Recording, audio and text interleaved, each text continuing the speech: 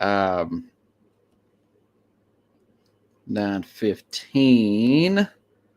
So I won't get behind on my podcast. I have to change it out every 30 minutes or so. Hello, everybody. Welcome to SportsSkope. I'm your host, Robert Butler.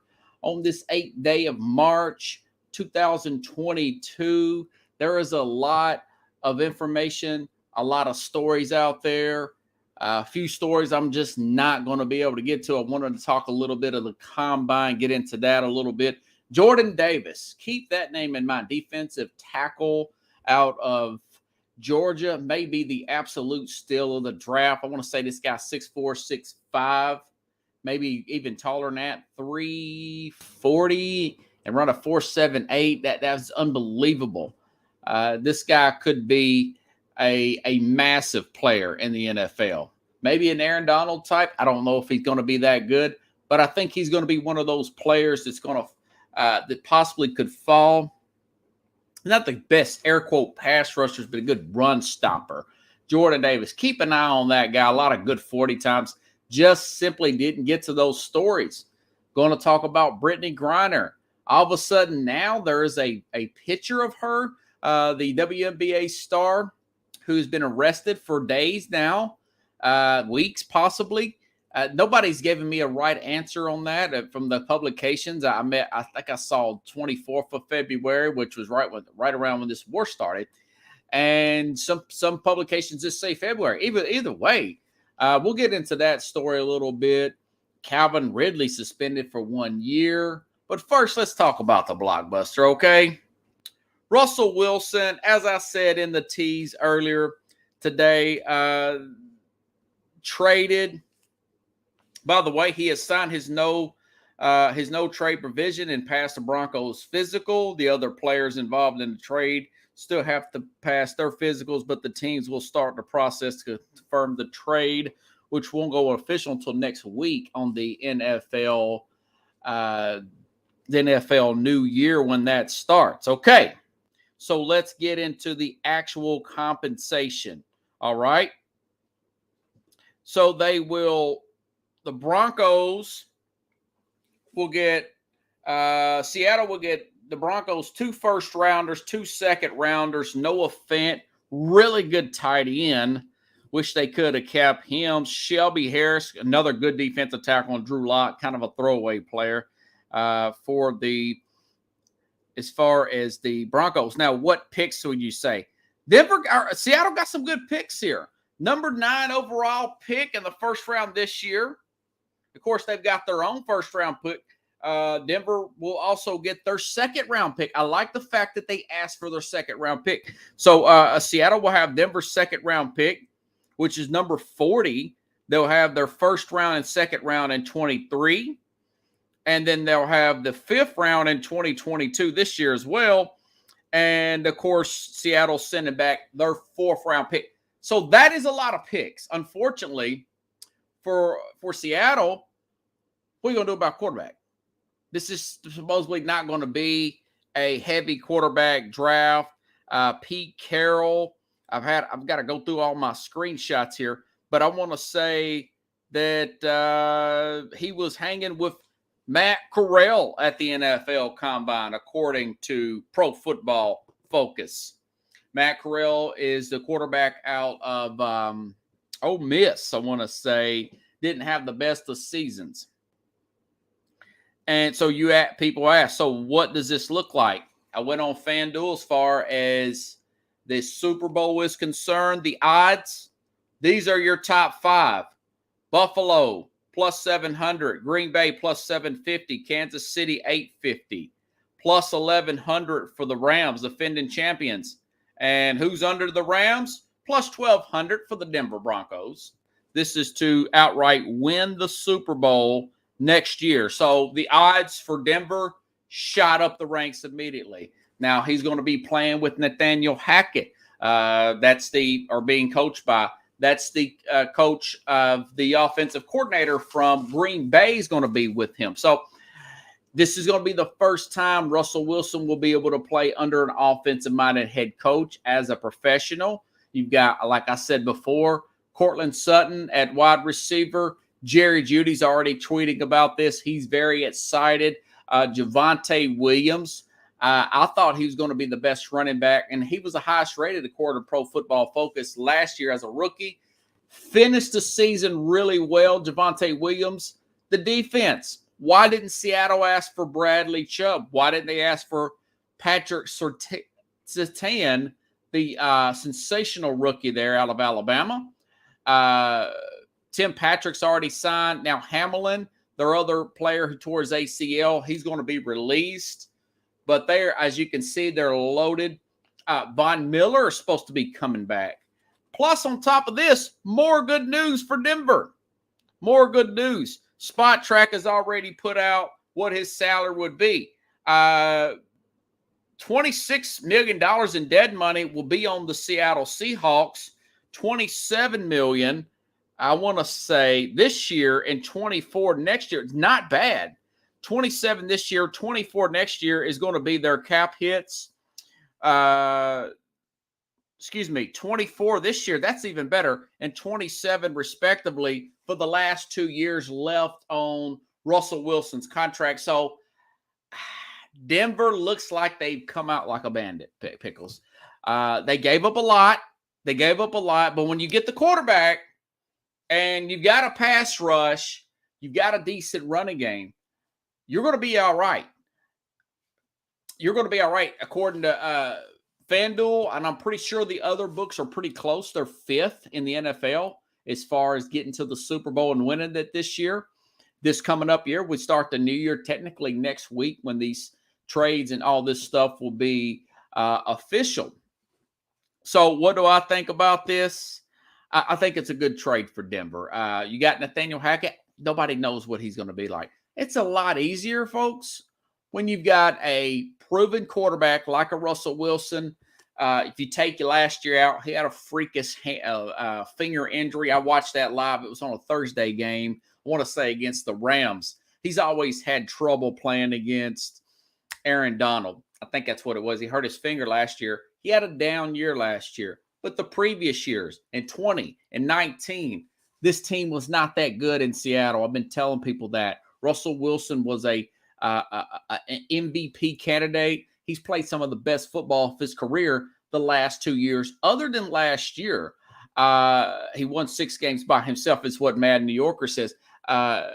Pickles talks about Cortland Sutherland will be a bandit play. So, yeah, as far as fantasy guys, this is going to be great for players like Jerry Jeudy,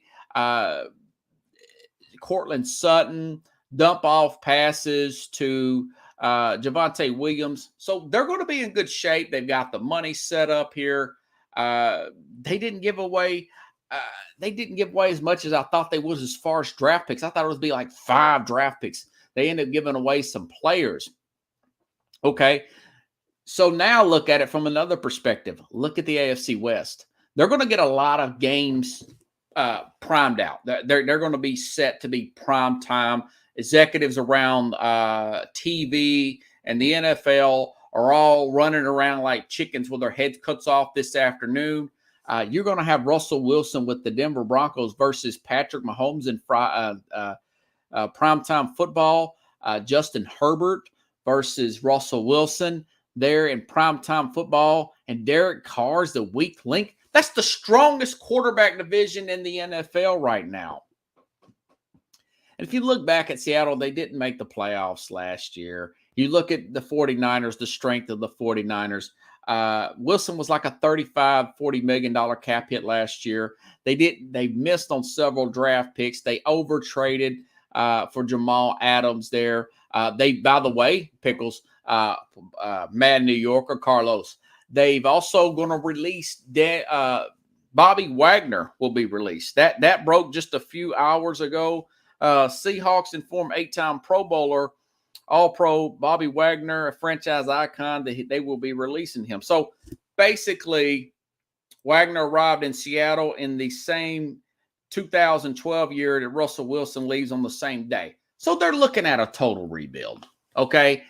The 70-year-old Pete Carroll, the over and under for him to last is probably 2 years. They'll probably he'll probably retire in the next 2 years. he does look 50. Somebody said, I want to say it was Jason Whitlock said, the guy kind of he looks 50, he's 70. My New Yorker says Bobby Wagner goes to the Jets or the Cardinals. I still think he's got some football left in him. I haven't looked at his age. I know he's in his 30s. That was a very late breaking story of Bobby Wagner. I will say this. It's going to be hard for Seattle to get a quarterback. Do they draft a guy late in the second round or in the first round this year, or did they become aggressive? Now they're going to have the 9th pick. Could they go after Kenny Pickett? Yes, they go after Kenny Pickett. Matt Carroll, somebody like that. Like I said, Pro Football Focus has had a picture of Matt Carroll with Pete Carroll at the Combine. They didn't have any money to make any moves. They've got a lot of picks now where they can fill holes that they need. Defensive line. Well, they got one with Shelby Harris. They need offensive line help.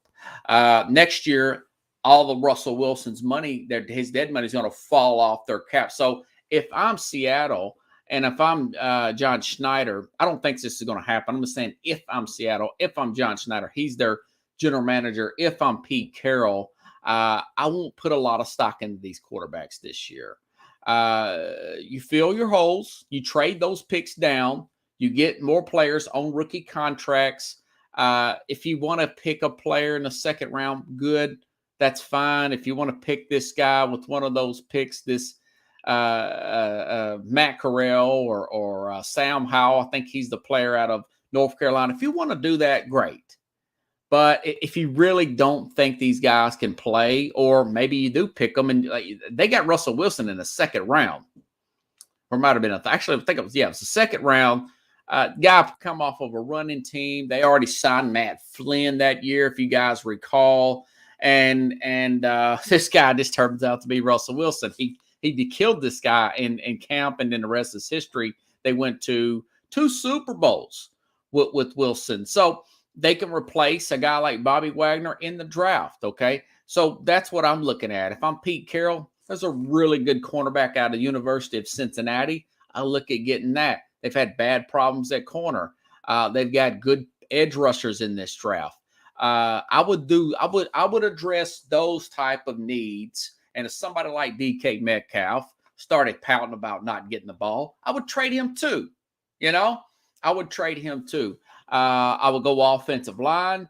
You need to get you another running back. Rashard Penny cannot stay healthy.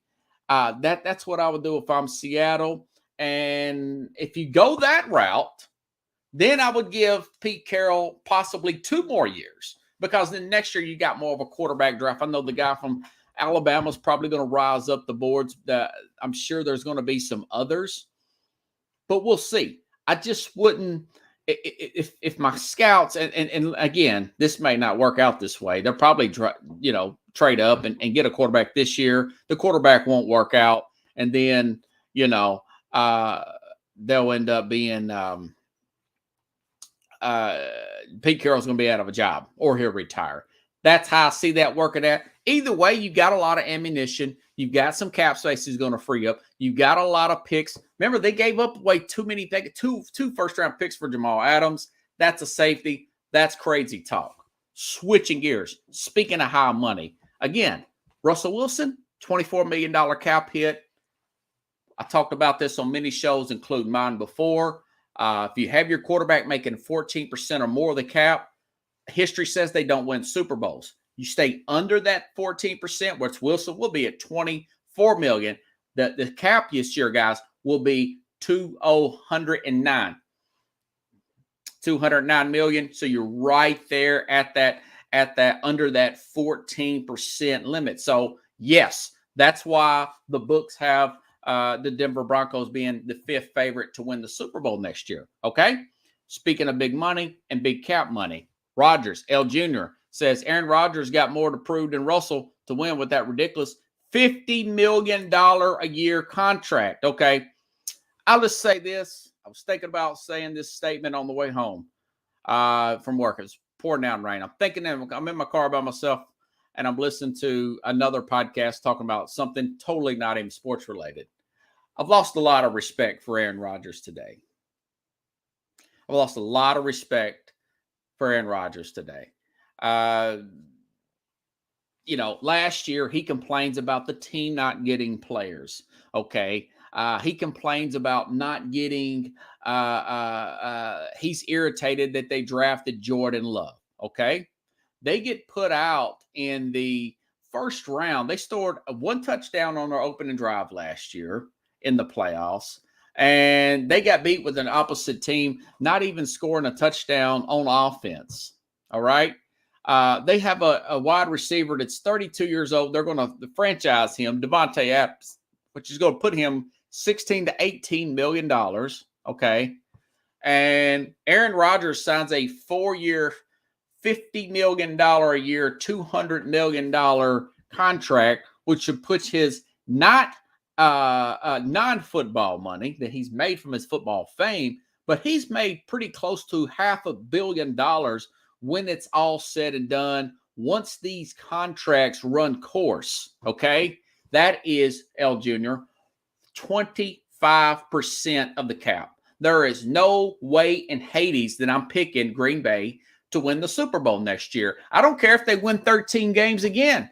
You're going against Justin Fields. You're going against Jared Goff. And then you got, who's the other guy? Kirk Cousins. They'll probably win the North, but they're not going to win anything with Aaron Rodgers getting that kind of money. They're going to lose Lazare. I've already read that they're going to, very good chance they're going to lose Zadarius Smith, one of their best pass rushers. And if, quite frankly, if I'm Russell Wilson, I take a pay cut.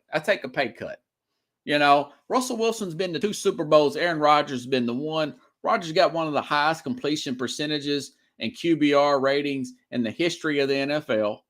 He's had one of the best arms in the history of the game. He is a elite athlete over his career. And he's got 1 Super Bowl. And recognized as one of the highest rated touchdown to interception rated quarterbacks in the entire league. And he got 1 Super Bowl, and that was like 10 years ago. I want to say 12 years ago. It's 2010, right? 2010, they got 1 Super Bowl. And I want to say he's probably still on his rookie contract there. So, guys, I'm telling you, I just lost a lot of respect for the guy. I'm not picking Green Bay to do anything next year. And that team was a wild card. Yeah, they had much better. They had a lot of injuries on that team, L Jr. They had a lot of injuries. I've watched that team. And they had guys like Ted Thompson running. Their front office was much stronger then. Matthews. AJ Hawk, who is now on the Pat McAfee show. Great defensive guys. Got Charles Woodson for a steal. You have to hit home runs in the draft. Players have to come up out of nowhere. But now he's taking more money. And he's complaining about not getting players because you're getting all the loot. You're getting 25% of the cap. I've lost all respect for the guy. He's worth a fortune. I want everybody to get paid.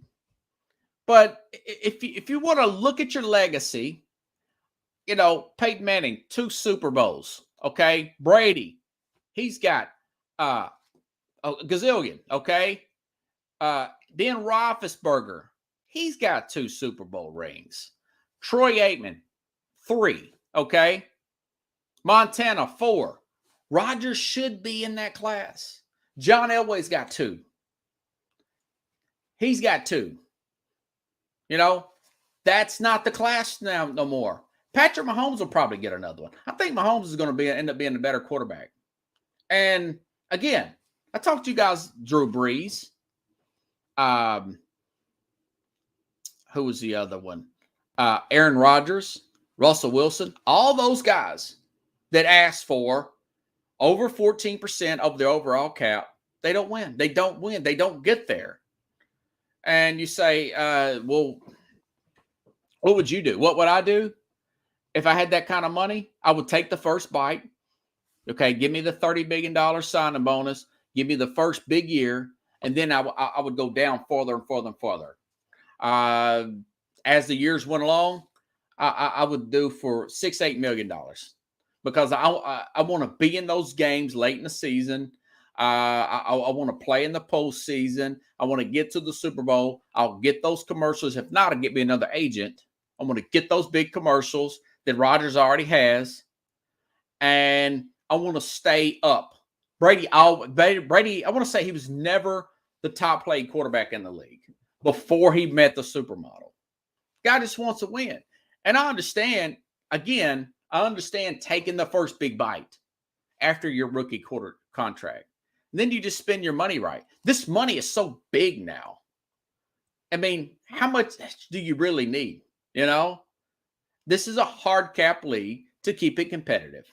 It's not about the fact that I don't want the guy to get rich. I'm just saying, if you want to win and you know what it takes to win, and you're complaining about players, don't ask for $50 million.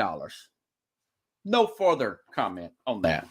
So, again, I just lost a lot of respect for the guy. Huge story out of Atlanta. Calvin Ridley.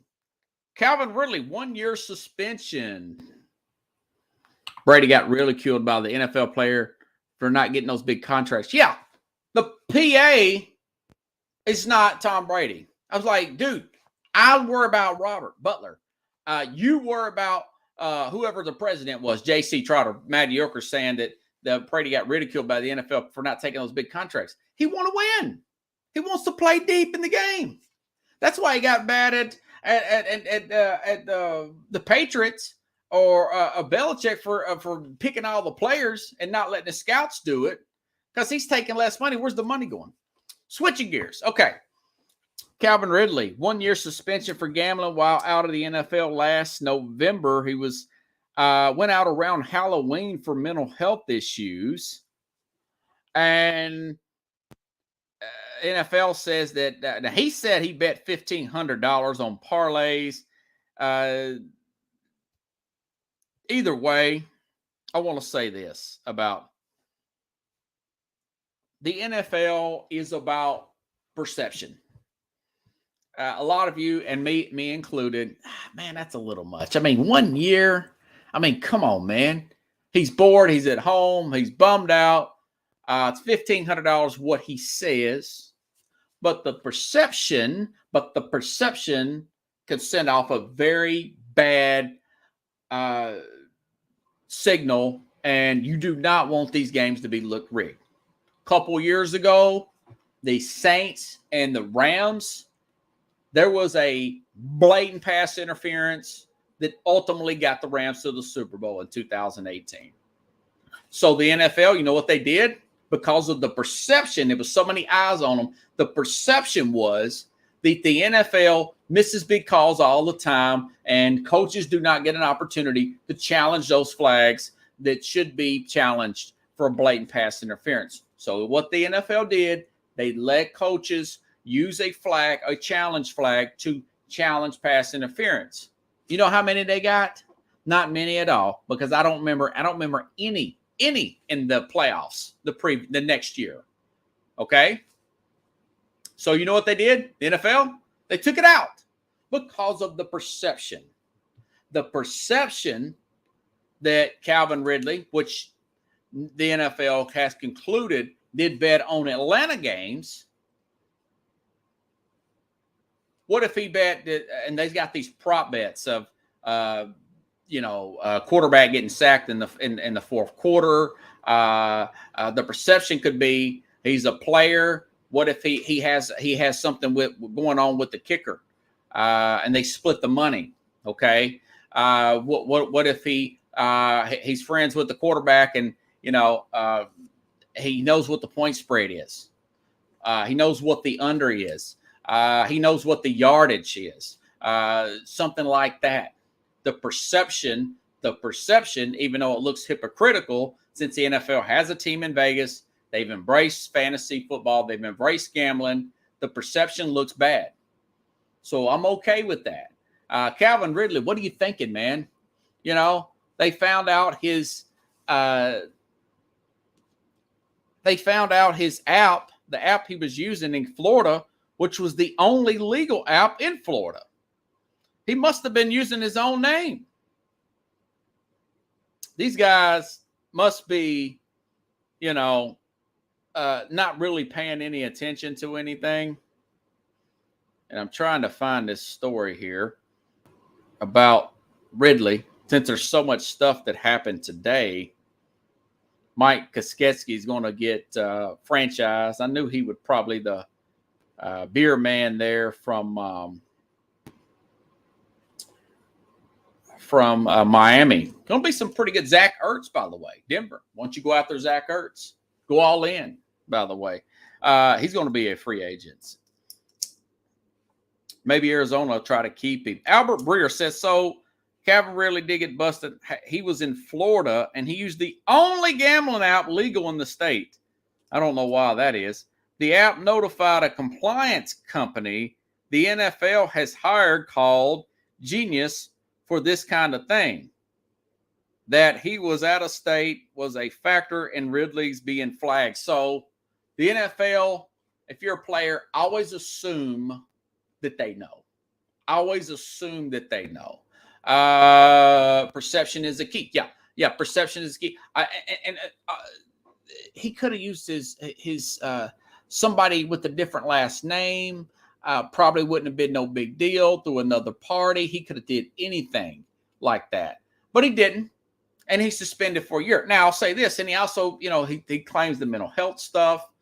God bless him if he did, got the proper help there. But he was pretty careless here, and people were talking about Stephen Ross. Well, he supposedly, according to Brian Flores, offered $100,000 for each loss. That's why that and there's talks around league circles that he's going to be banned for that. He'll be forced to sell the team for that. You cannot. The gambling is what makes the NFL great. It's so easy to gamble on. It's always been this way before gambling even became legal. When you had Jimmy the Greek, Jason Whitlock was talking about that, doing a show way back, what was it, 70s, 80s, talking about the NFL games and the point spreads. Okay, we know that. We know why in the past, before gambling was accepted by the NFL, why are you talking about injuries to players? Is it for the fans? No, it's for gamblers. And that's okay. That's what makes it big. That's what makes it interesting. So, I did feel sorry for Calvin Ridley. Then I did not feel sorry for Calvin Ridley because the players know. They know, and perception is perception is perception. If you're a player, you got to look at the big picture. You got to have perception, perspective, of what they see, of why they want to put these type of really strict laws, bylaws within the league and the rules. The officials can't do this, guys. Coaches cannot bet. We know about the Pete Rose thing. That's in baseball. Whether you like it or not, and it's a huge blessing in disguise for Atlanta. Now they've got $7 million in cap space, but they had $11 million. They don't have to worry about it anymore because that's taken out. Hold on, everybody. Let me change out my podcast.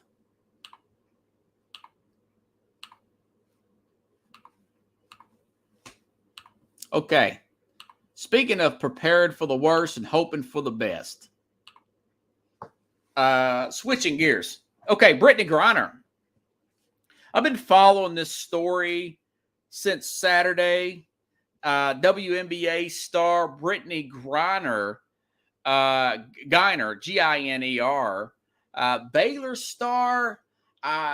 She's making $1 million playing in the Russia Winter League, and she's been arrested.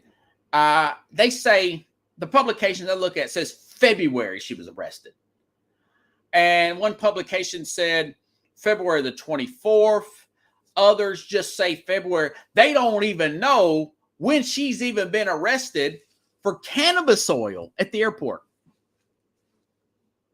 They don't even know she's been arrested for cannabis oil. I did skip a story, guys. Remind me to get to the Deshaun Watson story. Okay, so anyways, I just now looked at that in my notes. So Brittany Griner is for vape and cannabis oil.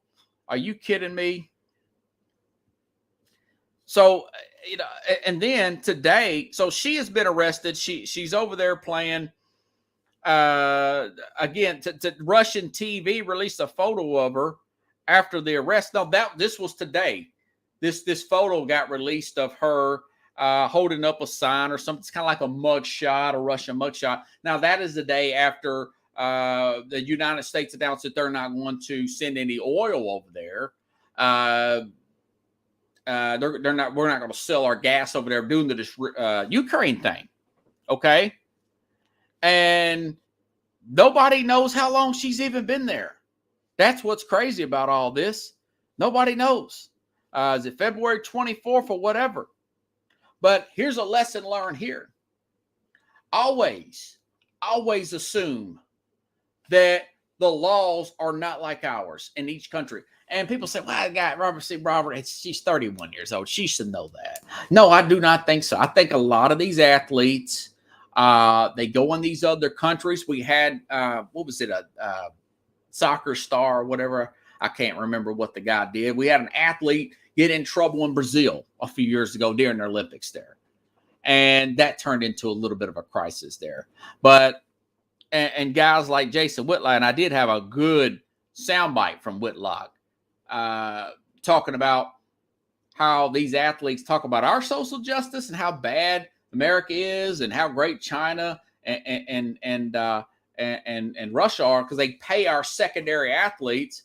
She makes $1 million doing this winter league in Russia, and she makes 270 something thousand in the WNBA because it just don't make that much money. It just doesn't. The revenue's just not there. People don't watch it. You see what I'm saying? But he was just saying that, you know, they talk all this, but you realize the social justice in these places, it makes our place look like heaven.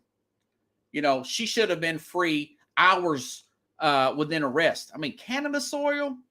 But going back to the lesson learned, you have to be extra careful when you're in another country because it's not just easy money. We're going to get you out. She's facing 10 years in prison there. Some are saying maybe because, and there's a speculation, and mine too, there is a speculation that maybe that, you know, she's tall, she stands out, she's an American athlete. Now that Russia may use her as a bargaining chip, you know, to possibly get buy their fuel again. This thing's spinning. I'm actually worried for Brittany Griner. I'm not even a WNBA fan. This is a crazy story. I'm worried for this woman because she could be over there for a long time for something as minor as that. This is an international incident in the middle of a historic war with Ukraine. So in 2004, I went to a study abroad in Mexico, and nobody said anything to me. We went on a study abroad, me and some friends from Austin P. Carlos.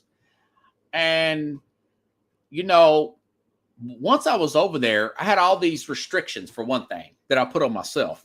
Don't drink the water. I took certain pills. Always stay with the group. Stuff like that. Because I was just naturally paranoid of stuff like that. But, you know, the waiter's like, yeah, man, it's no big deal. You can drink the water. And my friend, but none of the teachers or anything, the professors, I was like 23 years old. They didn't say nothing. The professors, they didn't say nothing about, if you drink that water, you might get really sick, man.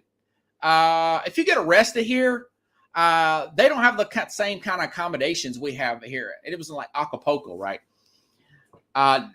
No seat belts there.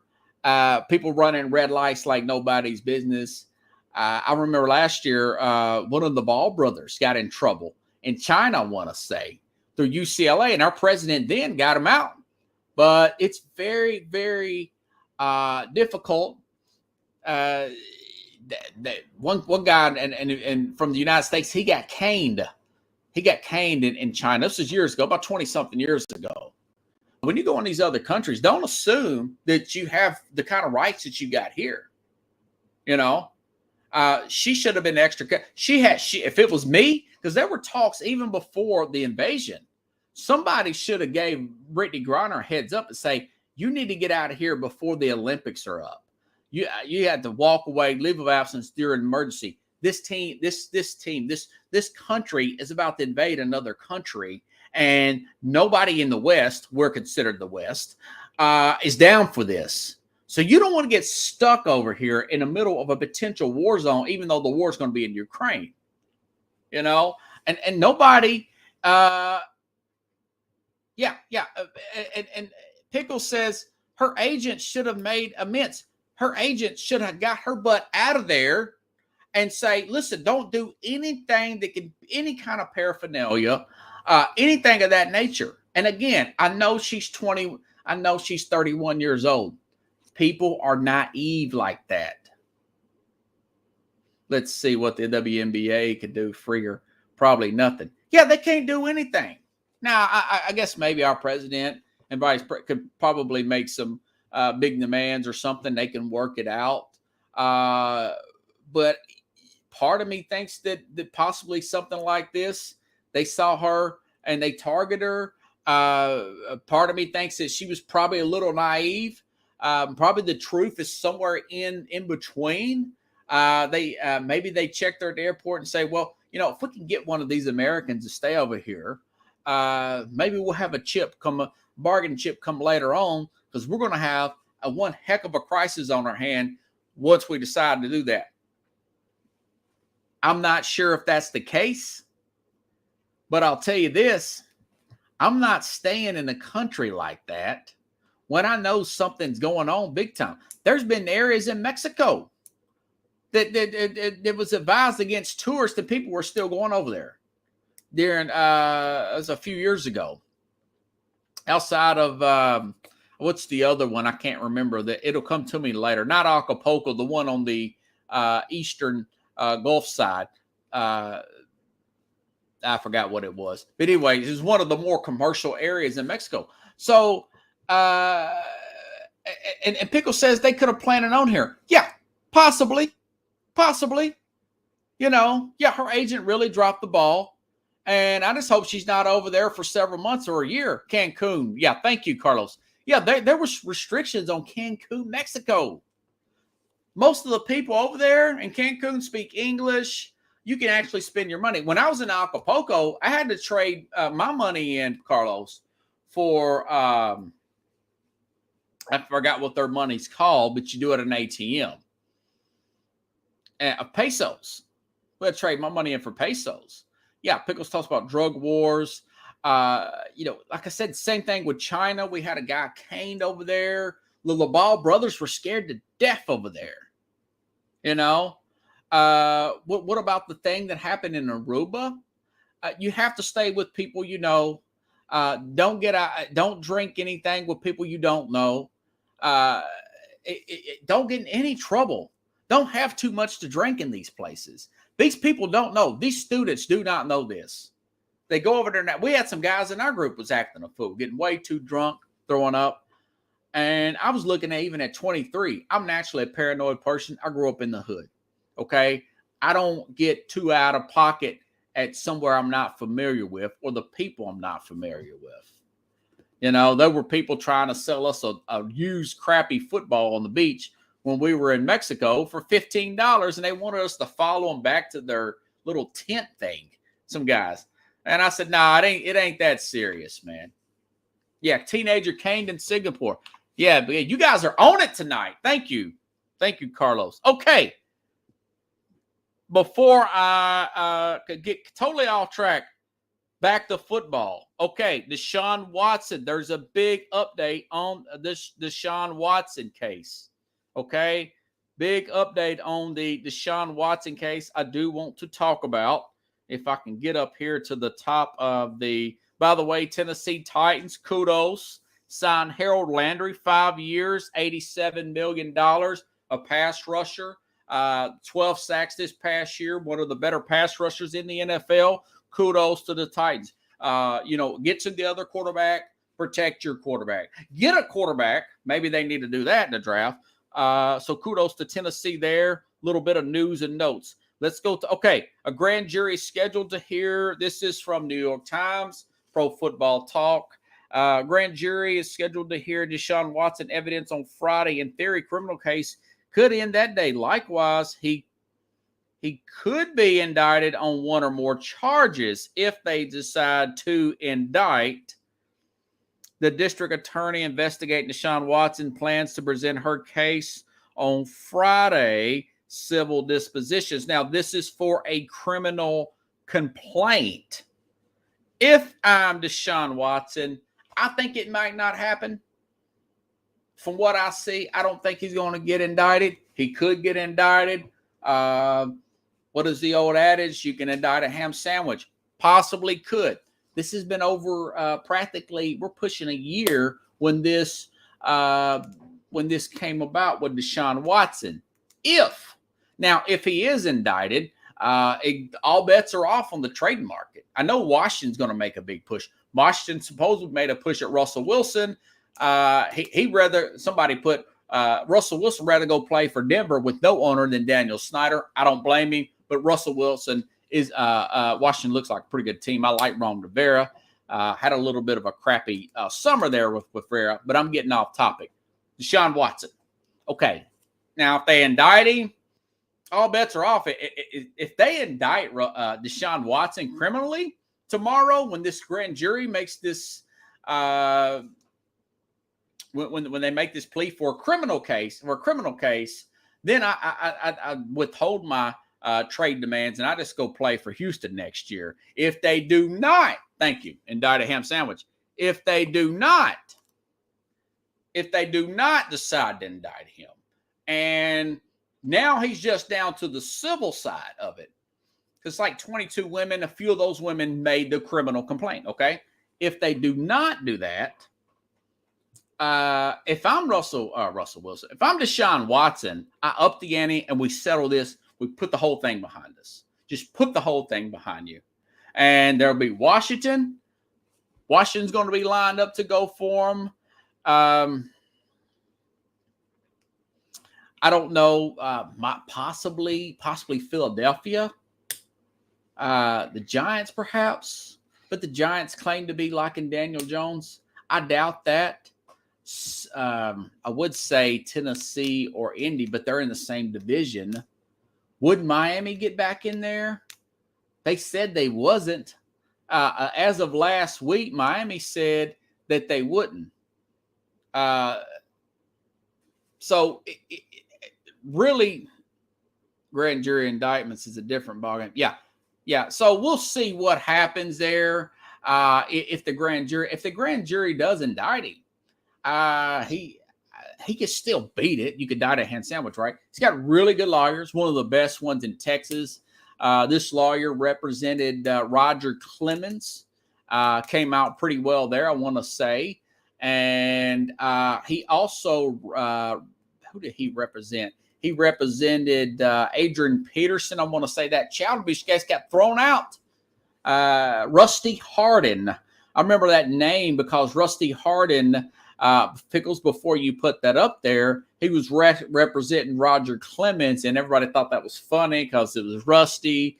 You're thinking Rusty. You're thinking needles that are rusted and steroids and shooting steroids, and I thought that was really funny. Yeah, now Matt New Yorker says the FBI is on the case. Now that, from my understanding, is that also he has filed a extortion complaint or something like that. Now I may be wrong there, but I want to say he's filing an extortion. They may be looking into that. So this is a lot of he said, she said, or he said, they said.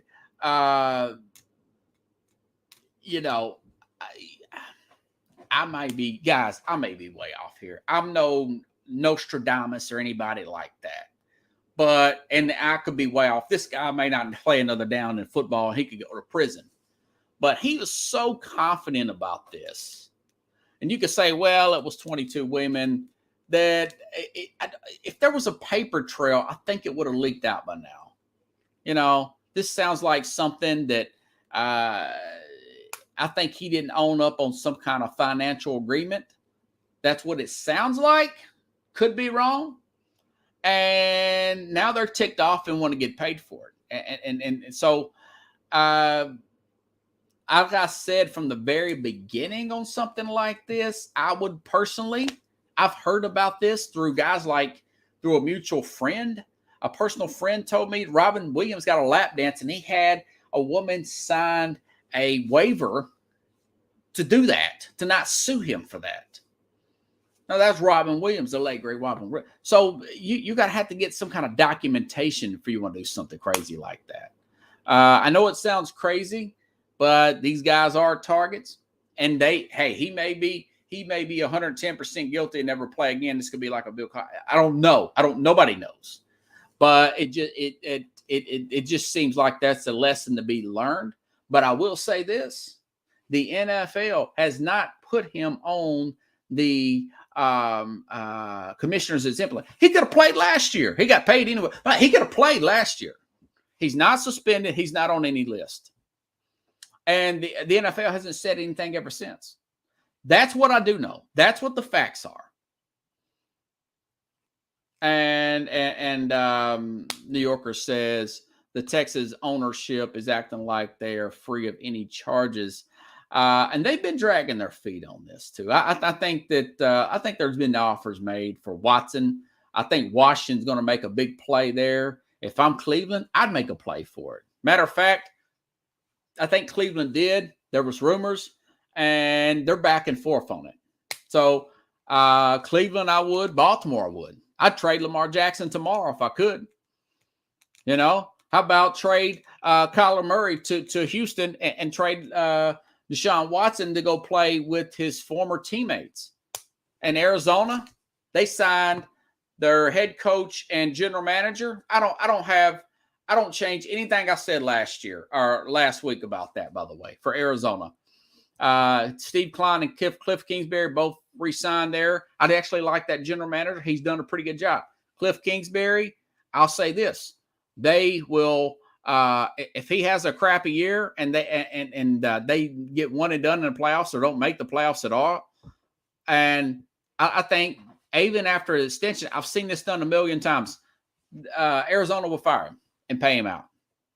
I think the reason why the owner did that is he wants to keep Kyler Murray engaged. He's not going to pay him, and I wouldn't either. He's been hurt too much. Not right now. Want to let him prove this next year. He's only in year 4. Let him prove that he can get through a season without getting hurt and maybe win a playoff game or two. Then he's going to re-sign him and extend him. I think it's the right move too. But he's sending Kyler Murray the message. Now, if you think, well, maybe send Kyler back to his home state, trade him to the AFC, get Deshaun Watson. Well, all this is perfect timing for Watson. Because if this gets thrown out and then he discusses a payout, they could make a clean trade before the new year starts, NFL, next week. Okay? If you guys like the show, share the show. I will be back on next Tuesday at around 9 p.m. Central Time. I didn't even get a chance to talk about the Cowboys. Mari Cooper, $20 million. Going to be cut, $20 million cap hit. Totally endorse that. And Colin Cowherd, he said, this is what it's like when you pay average to mid-level quarterbacks. Dak Prescott, good guy, but talent-wise, probably not as good as what they're paying him. And you overpay everybody. You extend a Zeke Elliott with 2 years left, then they're going to have cap problems. So, yeah, I would do it right now if you work out, cut him half from 20 to 10. Yeah, sure, I'd do that with Mari Cooper. But I just wouldn't do that. And I don't know what. I had to read this twice, Pickles. Tampa's saying that they're going to franchise Chris Godwin again at $19.2 million when they've already got Mike Evans. When they've already got Mike Evans. So I don't know what Tampa's thinking, other than I do know if they don't get Deshaun Watson, that's another one, by the way, Bruce Arians. If they don't get a big play at quarterback, with their offensive lineman that's retired and some that's going to be gone in free agency, that Bruce Arians will retire. He'll retire again, and they're going to have to rebuild. So that's all I've got for tonight, everybody. Too much breaking news, too much to get into. We're 50 minutes in, me talking nonstop. That's why I say I'm the Alabama sports talk. If I didn't have to work 12 hours, I'd dust all these guys off, and maybe I won't because of this crazy gas prices. So I appreciate you guys really participating in the program. Freedom for Ukraine. Thank you, El Jr. I thank you. Thank you, Pickles. Carlos, you guys, please share the show. Subscribe to the YouTube channel. Tell people about SportsSkope. We got to build this brand up and live up to the hype that I've self-proclaimed professing to make it the best sports show in the country. Have a good night, everybody.